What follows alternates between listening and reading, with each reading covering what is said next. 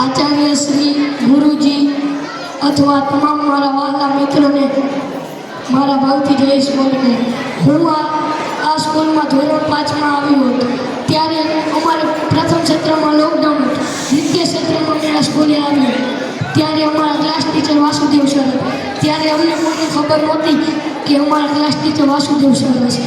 અમે ત્યારે વાસુદેવ સાહેબ અવનવી પ્રવૃત્તિ કરાવે વગેરે જેવી જો કોઈનો આખા ક્લાસમાં જો બધા વિદ્યાર્થી હાજર હોય તો વાસુદેવ સાહેબ ચોકલેટ ખવડાવે પડીકા ખવડાવે. જ્યારે કોઈ વ્યક્તિનો પહેલો નંબર દાખલા ગણવામાં આવ્યો હોય તો ત્યારે તે અમને ચોકલેટ ખવડાવે. પછી હું છઠ્ઠા ધોરણમાં અમારા ક્લાસ ટીચર ભાવેશ સર તે વિજ્ઞાન ખૂબ જ સારી રીતે ભણાવતા. તે અવનવા પ્રશ્નોથી અમને રમાડે અને વિજ્ઞાન ક્યારે પૂરું થઈ જાય તે અમને ખબર જ ન પડે. અમારા 7મા ધોરણના અમારા ક્લાસ ટીચર હરજીવન સર તે હિન્દી એટલું જ ખૂબ જ સરસ ભણાવે કે જો દુખવા આવે તો સૌને મોઢે પાકા કરાવે. જો જેને ન થાય તો તેને લખવા પણ આવે પણ એને આવડી જાય જો તેને પરીક્ષામાં કામ. અમારું સમાજ ત્યારે કાંતિ સાહેબ ભણાવતા.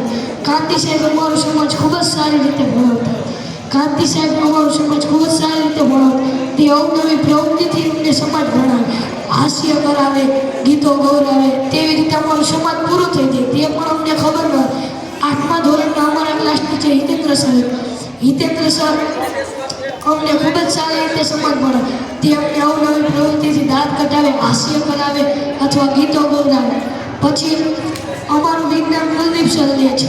કુલદીપ સાહેબ અમને સારી રીતે વિજ્ઞાન ભણાવે, હાસ્ય કરાવે, ગમે ત્યારે દાંત પણ કઢાવે.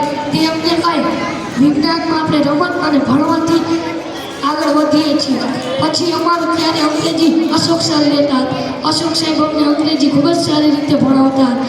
અશોક સાહેબ અમારું અંગ્રેજી ને જેને કોઈને ગુજરાતી ન આવડતું તેને ગુજરાતી પણ કરી દેતા.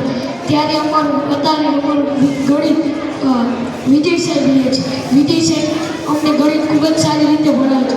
જો કોઈને દાખલા ન આવડતા હોય તો તેને દાખલા શીખવાડે છે.